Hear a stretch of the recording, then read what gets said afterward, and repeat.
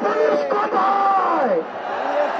আমরা স্পষ্ট করে বলে দিতে চাই, বাংলাদেশের ছাত্র জনতাকে ব্যারিকেড দিয়ে আটকে দেওয়া সম্ভব নয়। যদি আটকে দিতে চান, গদিতে আগুন জ্বলবে। ওই স্বৈরাচারী সরকার নাকি ভারতে বসে পাল্টা গরম উত্থানের চেষ্টা করছে।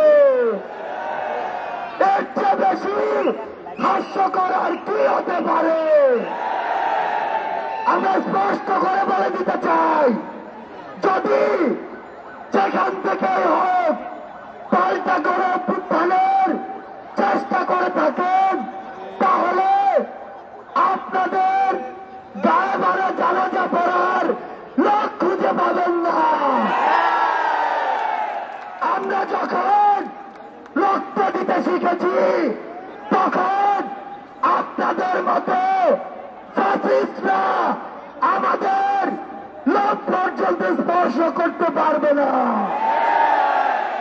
আমরা বলে দিচ্ছি, লক্ষ মানুষের সমাগম দেখেছেন, এরপরে যদি আমাদের দিকে চোখ তুলে তাকানোর সাহস করেন, কোটি মানুষের সমাগমে পিষে ফেলব।